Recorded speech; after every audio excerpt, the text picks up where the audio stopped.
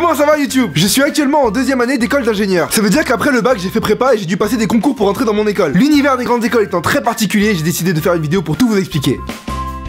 Donc quand t'arrives en école la première semaine, pour que tout le monde apprenne à se connaître, les deuxièmes années organisent toutes sortes d'activités. Des bisutages, une soirée et un week-end d'intégration. Bon, le thème de la soirée, c'est évidemment toujours quelque chose de très raffiné, hein. Harry peloteur et la braguette magique, la pêche au moule, bref. Et dès cette première soirée, tu commences déjà à cerner avec qui tu pourras grave t'éclater et être pote et avec qui ça va pas le faire. T'as des mecs qui profitent du fait que personne ne les connaît encore dans l'école pour se réinventer une vie, faire les mecs cool avec les meufs. Bon, généralement ils sont cramés direct parce que dès qu'ils ouvrent la bouche, c'est pour parler de l'informatique, donc la meuf elle s'enfuit. Et comme en école d'ingé, t'as 80% de mecs et 20% de meufs, dès que t'as une meuf potable en soirée, t'as 20 mecs autour. Ça fait que si tu perds ta cible de vue juste 10 secondes, hein, la pêche au moule, bon, t'es rentré avec des algues. Et donc t'as ceux qui essayent de pécho, ceux qui réussissent à pécho, et ceux qui filment les gens en train de se pécho. Ah si, à chaque soirée t'as 5 élèves avec des caméras comme ça, leur but c'est de choper des dossiers pour en faire un montage et le montrer à toute l'école après.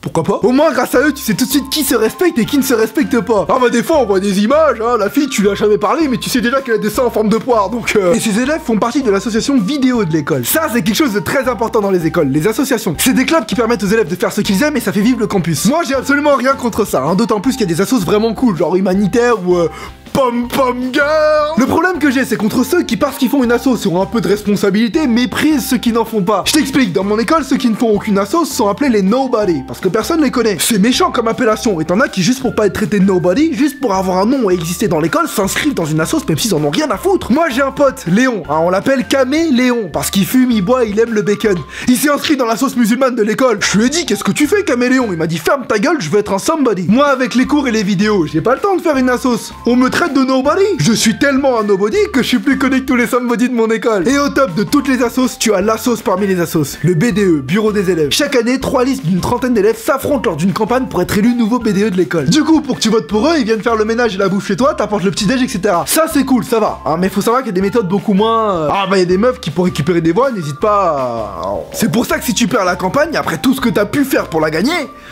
Ah, ça chiale, bah ça se console dans la vodka. Je suis sénémite pour rien. Ah, t'as des personnes qui font des comas éthyliques et qui finissent à l'hosto. Et là, tu vas me demander, mais c'est quoi le BDE? À quoi ça sert? Ça sert à organiser des soirées dans l'école et à regarder les autres en profiter. Mais pourquoi les gens font ça alors? Je vais pas répondre pour les filles parce que j'en sais rien. Mais un mec qui veut être BDE, c'est pour une seule et unique raison. Le polo BDE. C'est un polo que seuls ceux qui ont gagné le BDE ont le droit de porter, qui te confère automatiquement un statut de mec populaire dans l'école, chose que les filles superficielles recherchent en soirée lorsqu'elles veulent pécho. C'est juste pour ça. Un mec du BDE qui te dit, ouais, j'ai fait ça pour l'expérience, hein, pour en apprendre plus sur moi-même. Donne-lui un smecta suivi d'un space-fond parce qu'il raconte que de la merde. Le polo est l'arme la plus redoutable du prédateur sexuel en soirée, surtout une fois en deuxième année lorsqu'il devra accueillir les petites premières années lors du week-end d'intégration. Parce que la fille de première année, elle sort tout droit de prépa, ça fait 2 voire 3 ans qu'elle est enfermée dans le noir, ses ovaires sont au bord de l'explosion. Tu la refais au grand jour pleine lumière comme ça, elle voit une couleur vive, c'est comme les taureaux, elle fonce. Ah, le week-end d'intégration c'est une gigantesque corrida. Hein, à la place de la cape, t'as un polo, tu la fais danser un peu, mais quand elle a le dos tourné, tu lui enfonces ton épée, voilà. Bref. Maintenant que j'ai traité de la vie associative, on va parler des cours. Alors faut savoir qu'il y a 2 types de grandes écoles, les grandes écoles d'ingé et les grandes écoles de commerce. Et entre les deux, on se charrie beaucoup. Les écoles d'ingé forment des ingénieurs et les écoles de commerce forment des épiciers, des managers. En gros, les managers pensent que les ingénieurs sont tous des geeks bons qu'à faire des maths, ce qui n'est pas forcément faux, et nous les ingénieurs, on pense que les managers c'est juste des personnes qui portent une chemise et une cravate, ce qui est totalement vrai. Le plus triste, c'est qu'en entreprise, c'est souvent un manager qui dirige les équipes d'ingénieurs. C'est pourquoi notre pays est en faillite. Le travail en équipe, c'est crucial en entreprise, et du coup, pour t'apprendre l'esprit d'équipe, l'école te fait bosser sur des projets de groupe. L'idée est pas mal, sauf qu'un projet de groupe, ça se passe exactement comme pour le TPE en première. Sur les 4 personnes, t'as celui qui fait tout, celui qui fait rien, celui qui fait genre il taffe, mais en fait c'est que des copier-coller sur Wikipédia, et celui qui vient pas. Le pire, c'est que t'es obligé de t'investir un minimum parce que la note fait partie du tronc commun. Alors qu'est-ce que le tronc commun? En Angleterre, par exemple, dans les universités, tu peux choisir les cours qui te plaisent. Ah là, le tronc commun, non. Pendant 1 an et demi, on t'impose tes matières. Alors, monsieur Tran, quelle spécialisation vous intéresse dans notre école? Bah, j'hésite encore entre maths et multimédia. Très bien, dans ce cas-là, vous allez commencer par des cours de géographie, hein, ça devrait vous aider à faire votre choix. Ça n'a aucun sens. Oui, j'hésite encore sur ce que je veux faire, mais je sais surtout ce que je ne veux pas faire. Qu'est-ce que j'en ai à foutre de l'électronique? Tiens, regarde ma gueule, est-ce que j'ai une tête à me branler sur une diode? Il y a de ces matières de merde dans le tronc commun. Écoute ça, l'an dernier, j'ai eu une matière qui s'appelle file d'attente. Et ça étudie exactement ce que tu crois. Les files d'attente. Ça veut dire qu'il y a un mec comme ça, un jour, il était à la Fnac et là... Oh putain! Oh, je suis dans une file d'attente là! Oh, je bande! Oh, faut que j'en fasse une matière! Mais c'est pas le pire! Il y a une école d'ingé en bâtiment, ils ont une matière qui s'appelle... chaussée!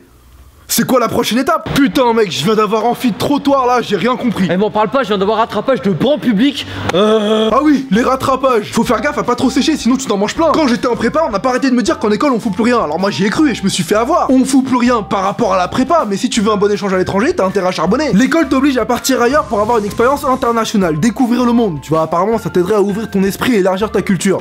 Bon, toi évidemment, tu pars à l'étranger pour ouvrir et élargir tout sauf ton esprit et ta culture. Au début, tout le monde veut les États-Unis parce que ça brille sur le CV, mais ça c'est que pour les tout premiers de la promo. Quand t'as des notes flinguées, tu t'orientes plus vers des lots de consolation. La Suède. La Suède, c'est bien. Alors, là-bas aussi, il y a des grandes et belles universités. J'aimerais beaucoup rentrer dans une université suédoise. Et même si t'as des notes de fou, c'est pas sûr que tu pars. Tu dois faire face à l'administration de ton école. L'administration. Oh là là là. Je vais pas trop les critiquer parce que sinon je vais avoir des problèmes. Mais qu'est-ce qu'ils sont cons. Le CPE. Au collège ou au lycée, un CPE, c'est chiant, tu vois. Mais essaie pas de t'écraser parce que t'es quand même jeune. Hein. T'es pas une menace directe. En école, non. Un CPE, c'est très souvent une personne aigrie qui te rabaisse bien comme il faut parce qu'elle sait que dans 3 ans, tu gagneras plus qu'elle. Donc, pour partir à l'étranger, tu te démerdes, t'appelles l'université toi-même. Si elle se trouve en Allemagne et que tu parles pas allemand, c'est ton problème. Tu bricoles 2-3 mots, t'essayes de dire bonjour.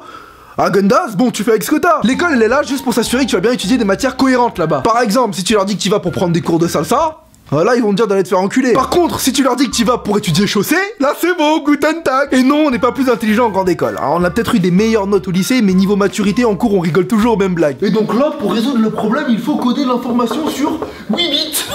C'est parce que j'ai dit vite.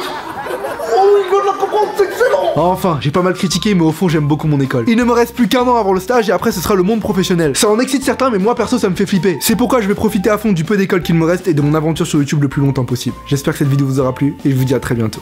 Peace. Après cette vidéo, Kevin Tran s'est embrouillé avec l'administration de son école et s'est fait virer. N'ayant pas la pêche, il partit manger des moules chez Léon, mais fit un coma éthylique fatal. Le chef assure pourtant qu'il n'avait pas mis de vodka. Cela signifie donc que c'était un meurtre. Le bureau des enquêtes, BDE, mené par son président, Polo, cherche activement le coupable, mais pour l'instant, nobody.